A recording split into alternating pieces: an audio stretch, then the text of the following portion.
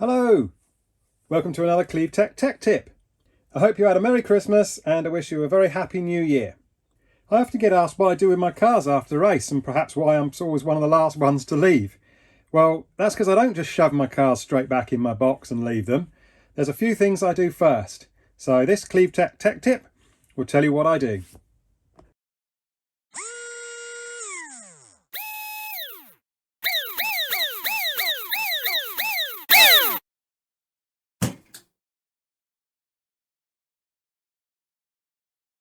So I haven't actually got a car that's finished a race here in race finishing condition.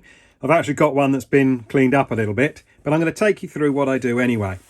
So let's imagine this has done a long race, maybe it's done a 45-minute race. It would be covered in a bit of muck, etc. So I've taken the body off and we're just going to concentrate on what do I do with the chassis to put it away today. So I'll start by measuring the ground clearance on the car. So I perhaps knew what my ground clearance was at the start of the race. So I will measure the ground clearance at the end of the race. And I tend to use a little feeler gauge to measure my ground clearance at the end. I have this one here. A stainless steel feeler gauge is perhaps the best one to use because it doesn't magnetize itself to the motor. So I've got these set of feelers here and I check my ground clearance and I make a note of that. I can then remove both rear tyres. So I carefully remove those tyres. Now notice a very small washer just fell off there. So I'm just going to put that back on again because I know I'm going to need that for next time.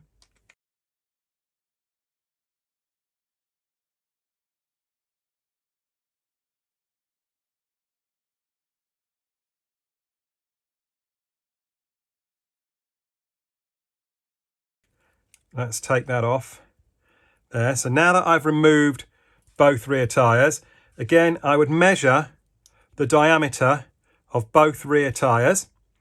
And then I'd make a note of which tyre was bigger or which tyre was smaller because you don't always get even wear at the end of a race. That way, you might actually decide next time if you're going to use a similar rubber compound on your car for a similar length of race, you might consider starting with one tyre slightly bigger than the other to even up your wear across the whole race. So you don't end up with your car lower on one side than it is the other at the end of the race. You want to even that up. So you could potentially start with it, maybe 0.05 of a millimetre higher on one side at the start of the race for it to finish 0.05 lower on that side at the end of the race. And then you've got even wear throughout the whole race. So it's always worth measuring your tyre diameters and noting which size tyre or which side of tyre was bigger or smaller. I then have these tyre tubes here. This was one that came from the ISRA World Championships in Corby. These are excellent to store your tyres in. I don't tend to clean my tyres off. I tend to just leave them as they've come off the track, put them in my storage tube and seal the lid.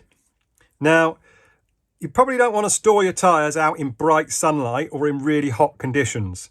Some people I know store them in the fridge, but generally I would say keep them in cool conditions in the dark, because what you don't want to do is let all the oils evaporate out of your tyres.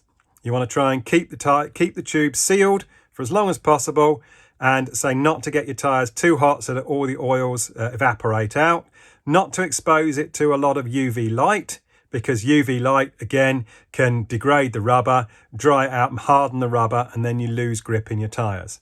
So anything to stop UV light from getting on them and excessive heat, that's a good way to store your tyres, and as I say, leave them sealed in the tubes for as long as possible until next time. Obviously, if the tyres are far too small to use, then you might as well just strip them off or chuck them in a box ready to strip them off when you get home and re-sponge them. And if you hadn't seen my video about how to re-sponge your hubs, then I'll put a link on the screen now. So now that I've removed the rear tyres off of the chassis, and you notice I had a little washer fall off. Well, I don't want to lose that washer. So I've got these little bits here. This is like insulation off of some wire. So I've actually got some Palmer wire here. It's like controller wire. It's a slightly thicker wire. And now I've just trimmed off a little bit of the insulation with a knife, and that slides nicely onto your axles and grips the axle on the back of the car. And that way you've kept your axle on your car, your axle can't fall out, you can't lose the washers off the end. So you've removed your tyres, obviously to keep them fresh for as long as possible. And now you've preserved the washers on any axles and so on for next time, so you can slide the wheels back on and you get your right spacing again. Next up, you might want to give the chassis a bit of a clean. So depending on how dirty the chassis is, you might want to get a toothbrush and then give it a little bit of a brush all the way around. Obviously be careful you don't brush too roughly around the shunts on the motor if your motor's got shunts on it. If it's a sealed motor, it probably doesn't matter, but this is a Group 12 motor. So you might give it a good brush around, brush off all your tyre dust, brush as much as you can off of the chassis.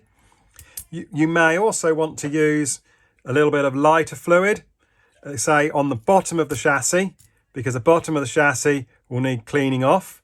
So I find something like a piece of kitchen paper is brilliant. So it's like a stronger type tissue paper. So you can soak that with your lighter fuel, and then you can clean off the bottom of your chassis like that. Now this stuff's great because you can see how much it's soaked up already. Even though that chassis looked pretty clean, it obviously wasn't perfectly clean, and it started to pick up some of the muck and dirt that was already still on that chassis from the previous race. So you can see there on that towel. So these are really good because these absorb the dirt. Rather than smearing it all over the chassis, they actually help to absorb the dirt off of the chassis and make it cleaner underneath. And again, I can use this even on the top surface to wipe off any oil or dirt, etc. after I've given it a brush with a toothbrush. Next up, your motor might be quite dirty as well, especially when it's an open motor like this and you've got a lot of brush dust all around the car. So I tend to use a little bit of blue tack, and I stick the blue tack just carefully all over the motor, all in the ends of the motor like that. Yeah, I might remove the back axle, stick some blue tack all the way around, clean it up as much as you can. So you've not actually got all your carbon dust from the brushes all over the motor, and then it gets all over your hands, it gets all inside your slot car box. So blue tack is a brilliant thing to clean up your armatures and your magnets and your motor. Yeah, I even sort of stick it down the back of the chassis like this, all the way around the axle, all the way around the bushes that are in the chassis. Give them a nice clean. Sometimes I might even clean up around where the floating pin tubes are, because they might have bits of dirt and muck in them. So blue tack, brilliant thing for getting rid of little bits of dirt in your chassis and cleaning it up nicely at the end of an event. The other thing you might want to use is one of these. Now, I've shown this in a previous video. It's my X-Power mini sort of air blower. Now this is really powerful device. I thoroughly recommend you have one. You take one to events. This one happens to be mains powered. It is really powerful. You turn it on and it's got quite a blast to it.